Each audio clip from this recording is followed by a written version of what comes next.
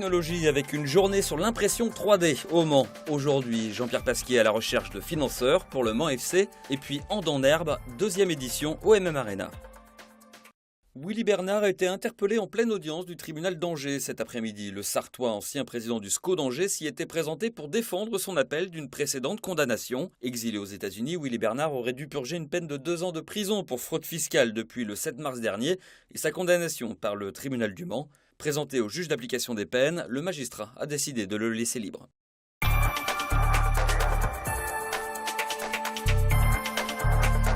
Vers 16h, aujourd'hui, une bijouterie a été braquée grande rue à Sablé. 4 à 5 malfaiteurs ont frappé le propriétaire et cassé les vitrines se situant à l'intérieur. Le montant du butin est pour le moment inconnu. 2 cambrioleurs ont été interpellés par les gendarmes qui, en ce moment même, étudient les bandes de vidéosurveillance de la caméra située à l'angle de la grande rue.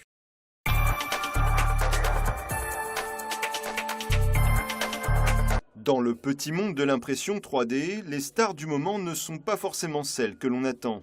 À la CCI du Mans ce matin, la star donc, c'est ce stylo pour créer des formes artistiques.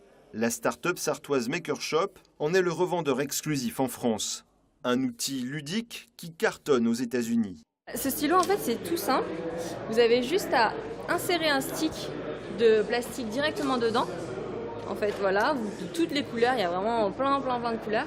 Vous mettez un stick, vous allumez le stylo et après ça va prendre sa température adéquate et donc du coup vous pourrez directement faire vos créations en l'air ou à plat et décoller tout simplement.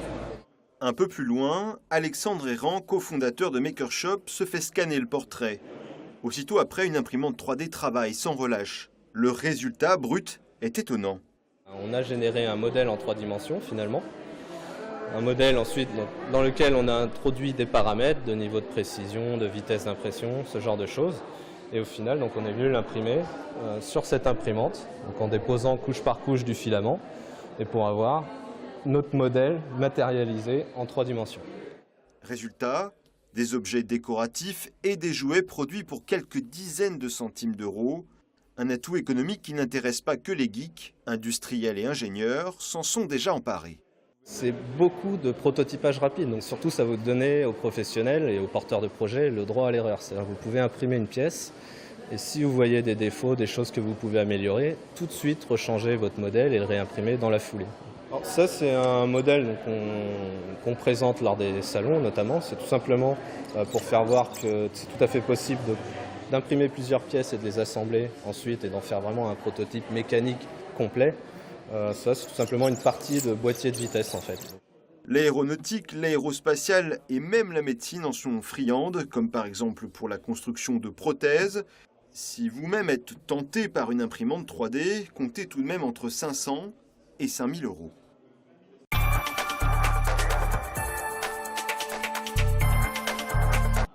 Le match de qualification de la France en 8e de finale, Jean-Pierre Pasquier l'a vu, mais pas seul. Autour du président du Mans FC, des décideurs et des entrepreneurs. Le but pour lui, trouver des financeurs pour le club. Si on partait sur une petite enveloppe de 1 500 € par personne et par entreprise, vous en avez 150, vous voyez combien ça représentait. Moi, c'est ce qui m'intéresse le plus, c'est pas d'avoir un très gros, si je l'arrive à l'avoir, tant mieux. Mais aujourd'hui, c'est d'avoir des petits partenaires, parce que nous sommes quand même qu'un club amateur, et le club amateur, c'est pas d'avoir des 100 000 et des 200 000 euros.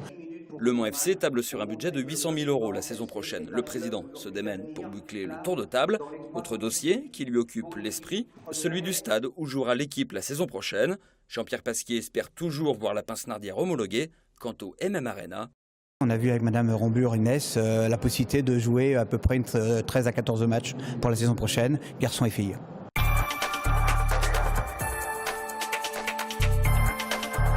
Le club de l'OGC Nice l'a confirmé hier en fin d'après-midi sur son site internet. Régis Bonnardo entraînera la réserve des Aiglons la saison prochaine. Après une courte pige de 6 mois avec la réserve de Marseille, l'ancien joueur et entraîneur du Mans FC évoluera en CFA.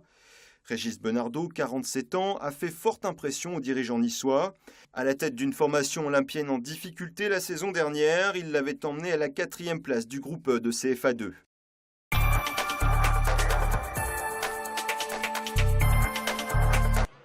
le dribble équilibré, la passe décisive, le shoot audacieux.